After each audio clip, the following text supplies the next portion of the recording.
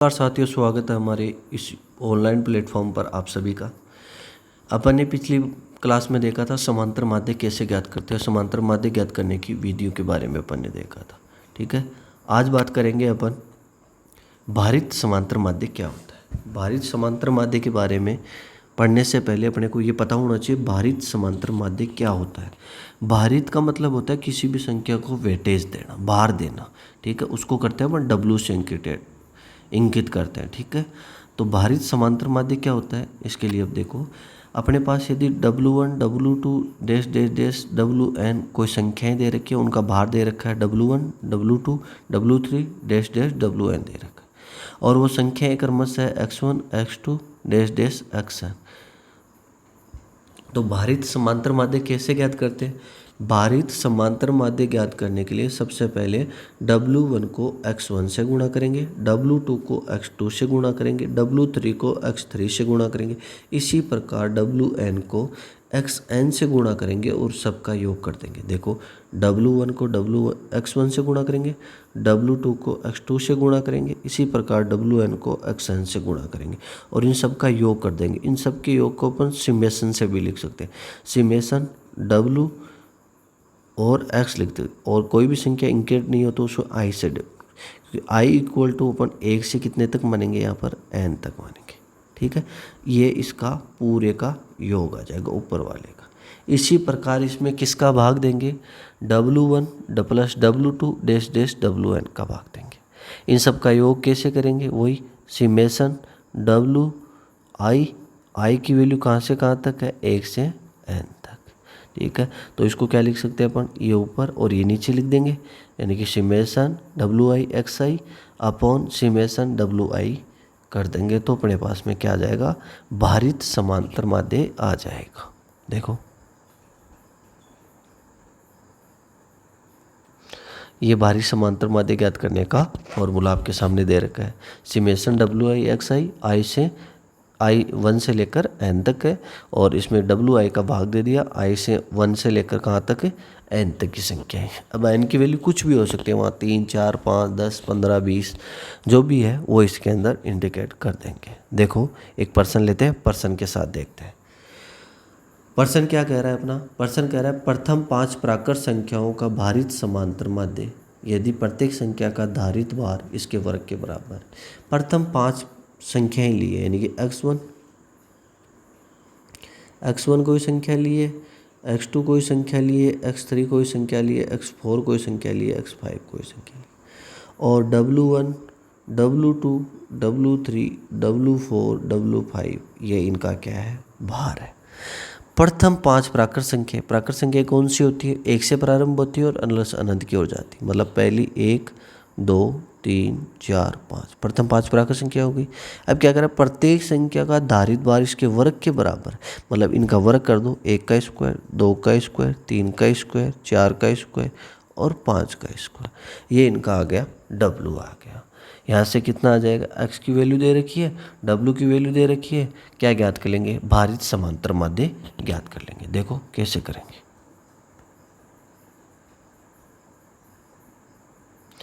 यहाँ से देखो, पहले क्या दे रखा है, x1 x की वैल्यू दे रखी है, W की वैल्यू दे रखी है। W की 1 का स्क्वायर 2 का स्क्वायर 3 का स्क्वायर 4 का स्क्वायर 5 का स्क्वायर। बताओ, 1 का स्क्वायर 1 2 का स्क्वायर 4 3 का स्क्वायर 9 4 का स्क्वायर 16 5 का स्क्वायर 25 दे रखा है। अब x और W को गुणा करेंगे तो क्या आ जाएगा, 1 को 1 से गुणा करेंगे 1, 2 को 4 से गुणा करेंगे 8, 3 को 9 से गुणा करेंगे 27, 4 को 16 से करेंगे 64, 5 को 25 से करेंगे कितना आएगा, 125। अब x इंटू W का योग कितना आ गया, इन सब का जोड़ दो कितना आ जाएगा, 225, और W का योग कितना आ गया, इन सब को जोड़ दो कितना आ गया, 55। बस अभी अपन ने फॉर्मूला देखा ही था कि सिमेशन xi WI, i की वैल्यू कहाँ से 1 से लेकर n तक, 1 से लेकर n तक, इन सब का योग कितना है 225, और W का योग कितना है 55 का भाग दे दो। 5 से कट रहा है कितनी बार, 11 बार। ये कितनी बार कट गया, 45 बार। 45/11 को क्या भाग देंगे तो कितना आएगा, 11 चौक 44 और 0.09। ये आ गया अपने पास में समांतर माध्य, भारित समांतर माध्य आ गया इसका 4.09। देखो नेक्स्ट, इसी प्रकार अपने को n संख्याओं का ज्ञात करना है तो कैसे ज्ञात करते हैं। प्रथम n प्राकृत संख्याओं का भारित समांतर माध्य ज्ञात कीजिए, जबकि प्रत्येक संख्या का धारित भार उसके वर्ग के बराबर है। सेम पर्सन है, बस n की जगह अब की बार 5 की जगह क्या दे दिया, n दे दिया। तो बताओ क्या आ जाएगा। इसी प्रकार कर लेंगे, x की वैल्यू 1 2 से लेकर n तक, w की वैल्यू 1 से लेकर n स्क्वायर तक। तो इनका योग क्या आ जाएगा, x आई w है एक, इस प्रकार से 1 इंटू 1 का स्क्वायर, 2 इंटू 2 का स्क्वायर, 3 इंटू 3 का स्क्वायर, 4 इंटू 4 का स्क्वायर और n इंटू n का स्क्वायर। देखो मैंने यहाँ लिख दिया। तो यहाँ से कितना आ गया, क्यूब आ गया ये सब। और प्रथम n प्राकृत संख्याओं के घनों का योग ज्ञात करने का सूत्र क्या होता है, n कोष्टक n+1/2 की होल स्क्वायर होता है। और प्रथम n प्राकृत संख्याओं के वर्गों का योग, ये भी आपके पास जानते होंगे, n कोष्टक n+1 और 2n+1/6 होता है। इसमें इसका भाग देना, बहुत कुछ नहीं करना, बस अपने को भाग दो देके क्या आएगा आगे। यहाँ देखिए, इस संख्या में इस संख्या का भार दे रहे हैं तो क्या आ जाएगा अपने पास में, n कोष्टक n+1 की होल स्क्वायर अपॉन n कोष्टक n+1 की होल स्क्वायर का भाग देंगे तो क्या आएगा। देखो यहाँ से स्क्वायर खोलेंगे n स्क्वायर हो जाएगा और 2 का स्क्वायर 4 हो गया, ये मैंने यहाँ लिख दिया अलग स्क्वायर करके। और इसको करेंगे तो यहाँ से जो भाग में है ऊपर गुणा में चले जाएगी, मतलब 6/n कोष्टक n+1 ही आ जाएगा। ये 6 से कट रहा है 3 बार और ये कितनी बार कट गया, 2 बार। और n से एक n कट गया, एक प्लस वाला है, एक यहाँ नीचे है तो ऊपर वाला एक वाला कट गया। ऊपर क्या क्या बचा, ऊपर एक तो n+1 बचा, एक कितना बच गया 3, नीचे क्या बच गया 2 बच गया एक तो, और एक क्या बच गया 2n+1 बच गया। ठीक है, ये बचा, ऊपर एक n और बच गया, ये n 2 थे ना, यहाँ एक n बच गया। तो क्या आ जाएगा अपने पास में, इसका समांतर माध्य क्या आ जाएगा, भारित समांतर माध्य आ जाएगा 3n कोष्टक n+1 2 कोष्टक 2n+1, इसका भारित समांतर माध्य आ जाएगा। ठीक है, नेक्स्ट देखो, ये याद कर लेना, इंपॉर्टेंट है। ठीक है, नेक्स्ट देखो,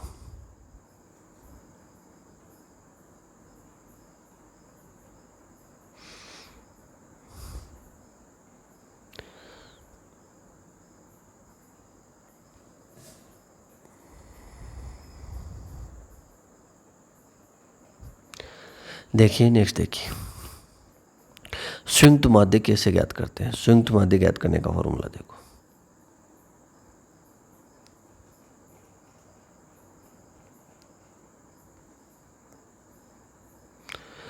देखिए संयुक्त माध्य, यदि x1 तथा x2 ऐसे दो समूह दे रखे हैं जिनका माध्य क्रमशः n1 तथा, यदि दो माध्य दे रखे हैं x1 और x2 और जो क्रमशः संख्याएं n1 और n2 हो, तो दोनों का संयुक्त माध्य कैसे ज्ञात करेंगे, यानी कि 1 2 कैसे ज्ञात करेंगे, x बार 1 2 कैसे ज्ञात करेंगे, ये लिख लो आप। ठीक है, तो यहाँ से क्या आ जाएगा अपने पास में, कुछ नहीं करना, जो प्रथम संख्याओं का माध्य है उसको n1 से गुणा कर दो और जो द्वितीय संख्याओं का माध्य है उसे n2 से गुणा कर दो, दोनों का जोड़ दे दो और n1 + n2 का भाग दे दो। ये दो संख्याओं का संयुक्त समांतर माध्य आपके पास में आ जाएगा। जब भी संयुक्त समांतर माध्य ज्ञात करना हो तो कुछ नहीं करना अपने पास में, सबसे पहले अपने क्या करना है, x1 बार दे रखा होगा, ठीक है, और n1 दे रखा होगा, इन दोनों का क्या कर दो, गुणा कर दो। ठीक है, नहीं x1 बार इंटू n1, और इसी प्रकार x2 बार और n2 दे रखा होगा, इन दोनों का गुणा कर दो, x2 बार और n2 से गुणा कर दो, इन दोनों का योग कर दो, इन दोनों का योग कर दिया। ठीक है, और इसमें n1 + n2 का भाग देखो क्या आ जाएगा, संयुक्त समांतर माध्य आ जाएगा। एक क्वेश्चन देखते हैं, क्वेश्चन क्या दे रखा है देखो, व्यक्ति के एक समूह के माध्य आय 400 रुपये, एक समूह है उसकी माध्य आय है वो 400 रुपये तथा दूसरे समूह की माध्य आय कितनी है, 480 रुपये, और दोनों की सामूहिक समांतर माध्य कितना है, 430 है। तो व्यक्तियों की संख्या का अनुपात पूछा आपने। सबसे पहले देखो इसमें ये भी माध्य, ये भी माध्य, ये भी माध्य। x1 बराबर माध्य कितना दे रखा है, 400, x2 बराबर माध्य कितना दे रखा है, 480, और x12 माध्य कितना दे रखा है, 430। अब ये तीन चीज़ में माध्य दे रखा है तो अपने को पूछा n1 और n2 का अनुपात पूछा, कुछ नहीं पता। सबसे पहले संख्या लिख दी, फिर अपना फॉर्मूला लगा दो। फॉर्मूला क्या था, x1 बार बराबर n1 x1 का बार का प्लस n2 x2 की बार और बटा n1 प्लस n2। इसकी जगह जो जो संख्याएं दे रखी है वो रख दो। देखो क्या क्या दे रखा है। पहले दे रखा था x12 बार दे रखा था कितना 430, x1 बार दे रखा था 400 और x2 बार दे रखा था 480। इन संख्याओं को पढ़ने यहाँ ले आए तो क्या जाएगा 430 n1 430 n2 ये आ गया। यहाँ से गुणा किया तो कितना आ गया 400 n1 और 480 n2। इन 400 को मैं इधर लाऊंगा, यानी 430 में से 400 गया कितना बचा 30 n1। इसको इधर ले जाऊंगा 480 में से 430 गया कितना बचा 50 n2। यहाँ तक किसी को कोई दिक्कत, कुछ नहीं करना, दोनों में n1 को एक साइड ले लो n2 को एक साइड ले लो बराबर कर दो। अब कुछ नहीं, अनुपात जब भी ज्ञात करते हैं तो n1 में n2 का भाग देते हैं। तो बात जो n1 के नीचे तो n2 ले आओ, ठीक है, और संख्या के नीचे संख्या ले जाओ। 50 में 30 का भाग दिया, कितना आ गया अपने पास में 50/30। 0 से 0 कट गया, कितना आ गया 5:3 आ गया। तो यहाँ से n1 और n2 का अनुपात कितना आ जाएगा 5:3 आ जाएगा। नेक्स्ट देखो इम्पोर्टेंट गुणधर्म क्या क्या है उनके बारे में बात करते हैं। महत्वपूर्ण गुणधर्म दे रखे हैं कि समांतर माध्य से लिए गए विचलनों का योग 0 होता है, कि यदि कभी भी अपन समांतर माध्य से विचलन निकालते हैं तो उनका योग है वो हमेशा 0 होता है, ठीक है। दूसरा दे रखा है समांतर माध्य के सापेक्ष लिए गए विचलनों के वर्गों का योग क्या होता है न्यूनतम होता है। यदि इसी का वर्ग कर दे तो उनका वैल्यू क्या आ जाएगी मिनिमम आ जाएगी। यहाँ से निकाल सकते हो आप, एग्जाम्पल लेके निकालो, चाहे देख लो 1 2 3 कोई संख्याएं ली अपन ने, ठीक है, ये संख्याएं ली यहाँ से। तो देखो इनका माध्य क्या आ गया 2, अब निकाल लो x1 में से 2 में से क्या आ गया -1 प्लस 0 और यहाँ से 3 में से क्या +1, 1 से 1 कट गया क्या आ गया 0, 0 में किसी का भाग दो 0 आ जाएगा। तो जब भी माध्य से यदि विचलनों का योग याद करते हैं तो हमेशा क्या आता है 0 आता है, ठीक है। देखो नेक्स्ट, समांतर माध्य के सापेक्ष लिए गए विचलनों के वर्गों का योग क्या होता है न्यूनतम होता है, मिनिमम वैल्यू देता है हमेशा, ठीक है। ये दोनों इंपॉर्टेंट है, याद रखना अच्छे से, परीक्षा में सीधे आने के बहुत ज़्यादा चांस रहते हैं। नेक्स्ट देखो, केंद्रीय प्रवृत्ति के माप आदर्श माप समांतर माध्य कहलाता है, यानी समांतर माध्य केंद्रीय प्रवृत्ति का आदर्श माप है, ऐसे ध्यान रखो आप। तो केंद्रीय प्रवृत्ति का आदर्श माप है वो क्या कहलाता है समांतर माध्य होता है। सबसे आदर्श माप कौन सा है समांतर माध्य। 3 चीज़ बताई मैंने आपको अभी तक इम्पोर्टेंट नोट्स में, क्या क्या बताया। पहली चीज़ मैंने आपको बताई कि किसी भी श्रेणी है उस श्रेणी के विचलन जो दे रखे हैं उनके माध्य से यदि वर्गों का न्यूनतम, जो भी श्रेणी दे रखी है उस श्रेणी से समांतर माध्य लिए गए विचलनों का योग न्यूनतम होता है। उस श्रेणी का समांतर माध्य से लिए गए जो विचलन है उनका योग न्यूनतम होता है।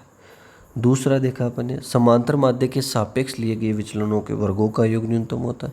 और तीसरा देखा अपन ने कि समांतर माध्य केंद्रीय प्रवृत्ति का आदर्श माप है। पहला क्या देखा, पहला यह देखा कि केंद्रीय प्रवृत्ति के जो भी माप है उनके समांतर माध्य से लिए गए विचलनों का योग है वो न्यूनतम होता है, विचलनों का योग 0 होता है, और उनके वर्गों के विचलन के बराबर हो तो क्या होता है वो मिनिमम होता है। और केंद्रीय प्रवृत्ति के आदर्श माप से केंद्रीय प्रवृत्ति का आदर्श माप क्या कहलाता है समांतर माध्य कहलाता है। यहाँ तक अपन ने देखा। अब इस पे प्रश्न भी आते हैं, किस प्रकार से आते हैं उन पे चर्चा करते हैं। सबसे पहला प्रश्न अपने पास में दे रखा है, देखो कि समेशन i बराबर 1 टू 8 और xi माइनस 12 बराबर 0 तो समांतर माध्य ज्ञात करो। दूसरा क्वेश्चन दे रखा है i बराबर 1 से लेकर 10 तक xi माइनस 15 बराबर 35 दे रखा है। तीसरा क्वेश्चन दे रखा है i बराबर 1 5 xi माइनस 8 बराबर -20 तो समांतर माध्य क्या होगा। चौथा क्वेश्चन दे रखा है किसी श्रेणी के 5 पदों में से 8 घटाने में शेष फल 20 बचता है तो प्रत्येक समांतर माध्य ज्ञात करो। ये अपने को ज्ञात करना है, तो बताओ क्या आंसर आएगा, निकालो देखें। इनको वीडियो को पॉज करना है यहीं पर और ये क्वेश्चन करना। मैं इनके क्वेश्चनों के आंसर करवा रहा हूँ आपको आगे, देखिए क्या होता है। पहला क्वेश्चन क्या है, पहला क्वेश्चन दे रखा है कि i बराबर 1 से लेकर 8 तक और xi माइनस 12 बराबर 0। अभी अपन ने किया था कि कोई भी विचलन अपने को दे रखे हैं और उनका योग बराबर 0 दे रखा है, समांतर माध्य का योग बराबर 0 दे रखा है, तो समांतर माध्य से लिए गए विचलनों का योग क्या होता है, न्यूनतम होता है। पहली चीज़, सॉरी मीन 0 होता है, ठीक है। तो यहाँ पर 0 दे रखा है। अब ये 0 कब होगा, जब xi की वैल्यू कितनी रखेंगे अपन, 12 कितनी रखेंगे तभी तो 0 होगा। मतलब इसका आंसर तो क्या आ जाएगा, समांतर माध्य कितना आ जाएगा, 12। या फिर यहाँ से देखो ये 0 होता है ना, तो यही तो करते हैं xi माइनस x बार, तो x बार की वैल्यू कितनी दे रखी है यहाँ पर, 12, तो आंसर क्या आ गया, 12। दूसरा देखो i की वैल्यू दे रखी है 1 से लेकर 10 तक, xi माइनस 15 बराबर 35 दे रखा है, तो समांतर माध्य ज्ञात करो। अब जब भी करते हैं कोई सी चीज़ की वैल्यू आती है, कुछ भी वैल्यू आती है, मतलब वो उसके समांतर माध्य से लिए गए विचलनों का योग ही तो है, और वो मिनिमम आता है। और वो कैसे ज्ञात करते हैं अपन, ऐसे ही तो ज्ञात करते हैं भाई। ये पिछली बार ज्ञात किया था AD अपॉन समेशन, ये n लिख दो इसको, चलो यहाँ n लिख दो, यही तो करते थे भाई। कोई विचलन का न्यूनतम योग होता है तो क्या करते थे अपन, कल्पित मान मानते थे और कल्पित मान मान कर करके उसका सॉल्यूशन करते थे। तो यहाँ पर कल्पित मान क्या दे रखा है अपना को, 15, तो क्या आ जाएगा यहाँ पर 15 प्लस समेशन di, मतलब ये मिनी योग ही तो है इनका, मतलब योग कितना आ गया 35, और योग संख्या कितनी n बराबर कितना दे रखा है 10, तो यहाँ से कितना आ जाएगा 15 प्लस 3.5 बराबर कितना आ गया 18.5, इसका आंसर आ गया। दोबारा से कैसे किया, दोबारा देखो, जब भी किसी भी इसमें कुछ नहीं पता चल रहा अपने को, इसका पूछा समांतर माध्य पूछा, ठीक है, और ये अपने को पता है, ये तो इसका इस श्रेणी का योग ही तो है, यहाँ तक किसी को कोई दिक्कत, योग है। और योग 0 नहीं आ रहा, मतलब पहली कंडीशन तो नहीं लग रही, तो क्या करेंगे अपन, इसका समांतर माध्य निकालने का कैसे करते हैं, अपने को पता है कि कल्पित मान से ज्ञात करते हैं, तो a प्लस कल्पित मान से ED अपॉन क्या करते हैं n, क्योंकि n दे रखा है, a दे रखा है, कल्पित मान ही तो घटा रखा है इसमें से। भाई क्या करते थे अपन, कोई संख्या कल्पित मान मांगते, d कैसे ज्ञात करते थे ये बताओ, d क्या कैसे ज्ञात करते, xi माइनस n, ऐसे ही तो करते थे, d xi में से x1 घटाते थे, ठीक है। तो क्या करते थे अपन, यहाँ से अपना आंसर निकाल लेते थे। तो यहाँ से क्या दे रखा है, कल्पित मान दे रखा है 15 और इनका योग दे रखा है 35 और n दे रखा है 10, तो इसका भाग दे देंगे तो अपने पास में क्या आ जाएगा, समांतर माध्य आ जाएगा, ठीक है। इसके बाद देखो नेक्स्ट क्वेश्चन,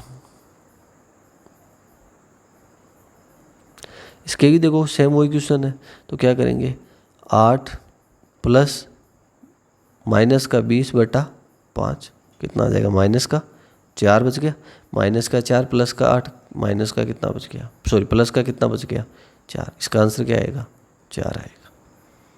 सेम क्वेश्चन है ऊपर वाले का, किसी श्रेणी के 5 पदों में से 8 घटाने पर शेष फलों का योग 20 आता है, तो समांतर माध्य ज्ञात करो। सेम वही क्वेश्चन है, इक्वेशन बनाओ i से 1, कितने पद दे रखे हैं 5, पदों में से 8 घटाने पर, प्रत्येक पद में से 8 घटाना मतलब xi माइनस 8, शेष फल कितना बचता है -20। देखो ऊपर वाला क्वेश्चन बन गया सेम टू सेम, क्या आंसर आएगा 4, ठीक है। नीचे मैंने चारों क्वेश्चनों के सॉल्यूशन दे रखे हैं आपको, आप देख सकते हो। पहला आंसर क्या है 8/12, पहले का तो मैंने बता दिया कितना आएगा, क्योंकि मिनिमम 0 कब होगा, जब ये समांतर माध्य होगा तभी तो 0 होगा, तो समांतर माध्य कितना आ गया 12। दूसरा क्वेश्चन मैंने करके दिखाया आपको भी, क्या आ जाएगा सिमेज बार a plus ED upon n, एक की वैल्यू यहाँ दे रखी है 15, तो कितना आ जाएगा अपने पास में, कितना आ जाएगा, यहाँ से a की वैल्यू रख दी 15 और ये योग 35 और n का भाग दे दिया 35/10 बराबर कितना आ गया 18.5 आ गया। नेक्स्ट देखो तीसरा क्वेश्चन, तीसरा क्वेश्चन क्या है अपने पास में, तीसरे में यही था, उसमें -20 था, 5 का भाग देंगे कितना आ गया -4 और 8 जोड़ देंगे कितना आ गया 4 आ गया। नेक्स्ट क्वेश्चन देखो। नेक्स्ट क्वेश्चन क्या दे रखा था उसको मैंने बता दिया, वहाँ पर आपको दोबारा से देख कर सकते हो आप, सेम क्वेश्चन है, ठीक है। यहाँ तक अपन ने देखा। अब देखो एक नई चीज़ हो रहा है, ये मैं आपको बता देता हूँ, यहाँ बता देता हूँ साइड में, ठीक है। पिछले क्वेश्चन में क्या था, पिछले क्वेश्चन में ये था कि समांतर भारित समांतर माध्य ज्ञात करना, और वो कैसे ज्ञात कर रहे थे, वो अपन भारित समांतर माध्य भार का वर्ग के लेकर ज्ञात कर रहे थे। अब यदि भारित समांतर माध्य डायरेक्ट आ जाए तो कैसे ज्ञात करेंगे, तो इस प्रकार के प्रश्न में क्या करेंगे, भारित समांतर माध्य पूछे तो अपने को डायरेक्ट फॉर्मूला याद रखना है 2n+1/3, ठीक है। ये क्वेश्चन याद रखना, क्वेश्चन के साथ देखेंगे, नीचे देखते हैं।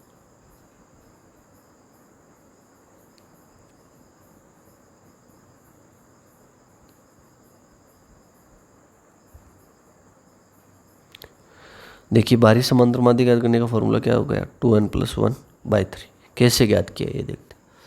यदि कोई संख्या दे रखी है अपने को x1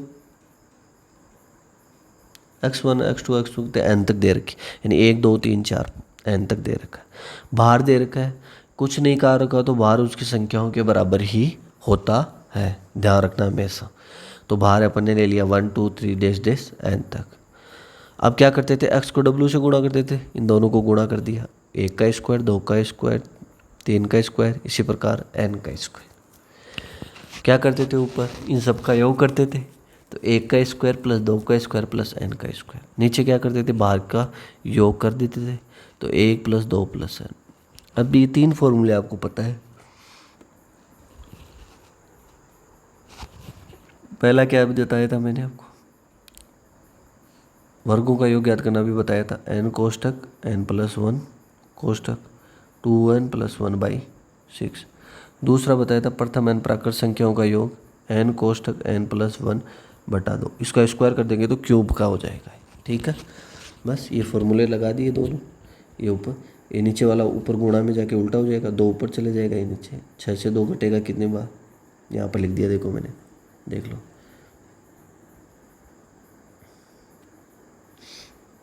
इसको काट पीट करेंगे तो ये कट जाएगा 3 बार, n से n कट गया, n+1 से n+1 कट गया, ऊपर क्या बच गया 2n+1, क्या बच गया 2n+1, नीचे क्या बच गया 3। बस यही अपन ने किया था। तो यहाँ से आज की क्लास में इम्पोर्टेंट नोट्स क्या रहे आपके वो देखते हैं, एक बार मैं लिख देता हूँ। आज की क्लास में आपको कुछ याद नहीं रखना, इम्पोर्टेंट चीज़ें बता रहा हूँ, ये याद रहनी चाहिए। पहली चीज़ अपन ने देखी भारित समांतर माध्य,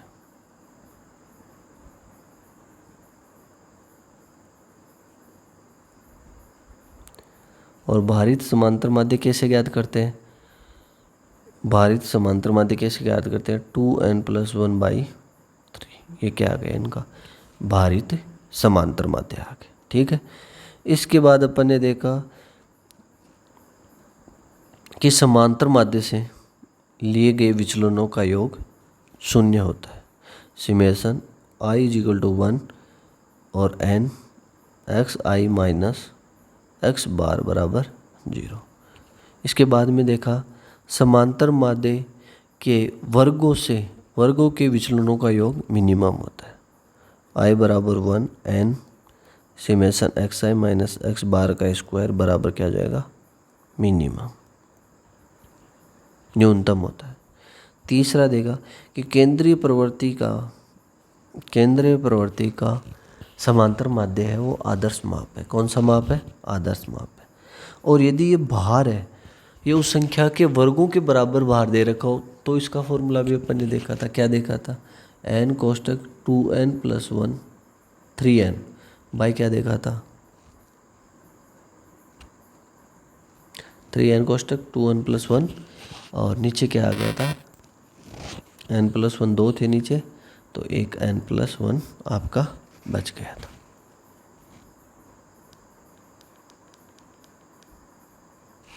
यही था।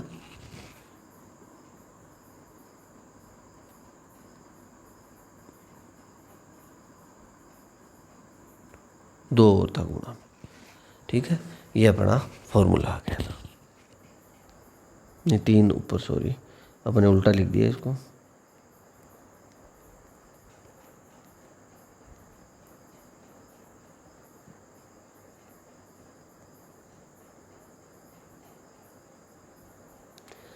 जब वर्गों के बराबर दे रखा हो तो अपन कैसे ज्ञात करते हैं, यहाँ पर दे रखा है, देख लो एक बार, उल्टा लिख दिया था अपन ने।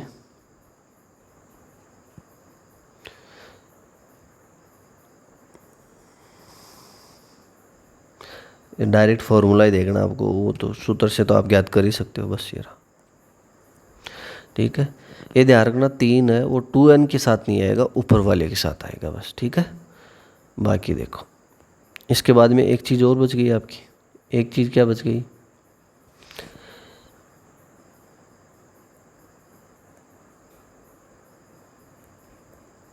देखो एक चीज़ बच गई आपकी। यदि 2 समांतर माध्य रखे x1 और x2, n1 संख्या है और n2 संख्या, तो इनका कंबाइंड समांतर माध्य कैसे ज्ञात करते हैं, x1 n1 plus x2 n2 upon n1 plus n2 से ज्ञात करते हैं। ये सारी चीज़ें अपन ने आज की क्लास में देखी है। आशा करता हूँ आपको दी गई जानकारी, पढ़ाया गया समय में आया होगा। यदि ये पढ़ाया गया आपको समझ में आ रहा है तो आप कमेंट बॉक्स में कमेंट लिखकर अपनी प्रतिक्रिया दे सकते हो। यदि कोई आवाज़ का इश्यू हो तो उसके बारे में दे सकते हो। थोड़ी आवाज़ धीरे इसलिए बोलता हूँ मैं क्योंकि आपको एक एक चीज़ समझ में आए। तेज़ तेज़ बोल के अलग अलग बातें करके मैं आपका समय ज़ाया नहीं करना चाहता, केवल टॉपिक टू टॉपिक बात करना चाहता हूँ। इसलिए आप संतुष्ट रहिए, मैं पूरा कोर्स कराऊंगा और ये गारंटी है, पढ़ाऊंगा उसमें से पर्सन 100% आएंगे। ठीक है, इसी के साथ मैं आज के लिए इतना ही और मेरी वाणी को यहीं पर विराम देता हूँ। फिर मिलते हैं एक नए वीडियो के साथ, तब तक धन्यवाद, आप सभी का शुक्रिया। पढ़ते रहिए, मस्त रहिए और आनंद के साथ याद करते रहिए। धन्यवाद सभी दोस्तों का, एक बार फिर से हार्दिक अभिनंदन है, स्वागत है और दी गई सभी जानकारी से आप संतुष्ट होंगे, ऐसी मैं आशा करता हूँ। धन्यवाद दोस्तों।